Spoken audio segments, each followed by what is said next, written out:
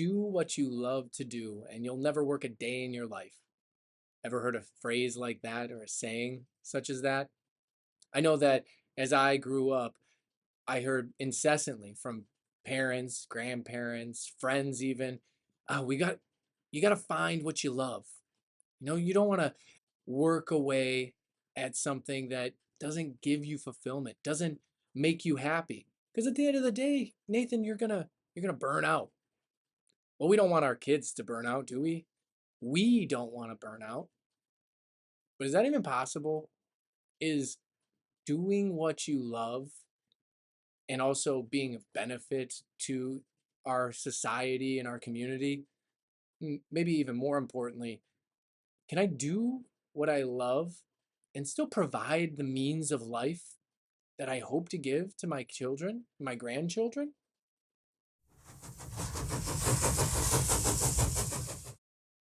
Well, there is an answer to that question. And the answer lies in discernment and vocation. Ask yourself the question, do I have a job that is just a job? Do I do this work on a day in, day out basis because it provides me a paycheck and Social Security and healthcare? Now, there's nothing wrong with any of those things. We need them to survive. We want to provide for our families. That being said, though, do we really get joy out of that? Well, perhaps you do. I certainly get joy in being able to provide healthcare for my wife so that we can have our fourth baby and, there's no health complications in the process. That's certainly a benefit.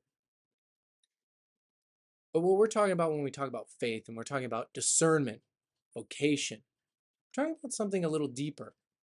We're talking about entering into a relationship with Jesus and the Holy Spirit, allowing God's Spirit to come into our lives and be a part of our decision making process.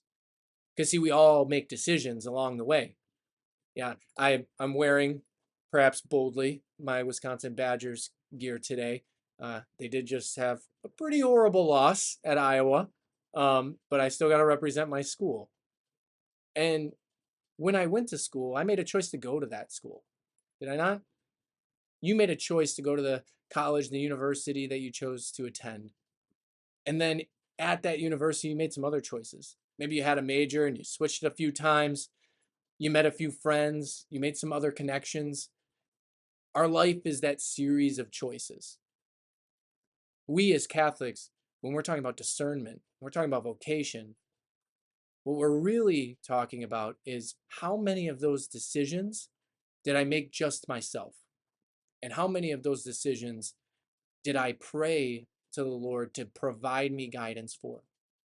Did I make that decision with God or did I make that decision without Him? Because, see, with God, anything is possible. I can provide a lot of different examples in which in my life I've seen just such tremendous gifts and beauty that the Lord has decided to gift me with based on the decision to allow Him in to my deciding process, to my discernment process. I encourage each and every one of you to look back through the last weeks, months, years of your life. How many of those decisions in your life did you start in prayer and finish your decision with the guidance of the Holy Spirit? Because, see, when we do that, that's when the joy occurs. That's when the Lord, who is love, who is joy, enters into everything. That's when we don't feel like it's work. Because guess what? We didn't decide to do this all on our own. We chose this work because He led us there. Now, if you haven't done that process in the past, not to worry. There's always time. Start today. Start now. For this rest of this day, whenever you're watching this video, I encourage you, the next big decision you have to make, better yet, the next decision, big or small, you make, say a little prayer to God. It doesn't have to be long. Lord, help me make the best choice. Come, Holy Spirit, guide my thoughts, direct my actions. Let my will be yours. Till next time, God bless.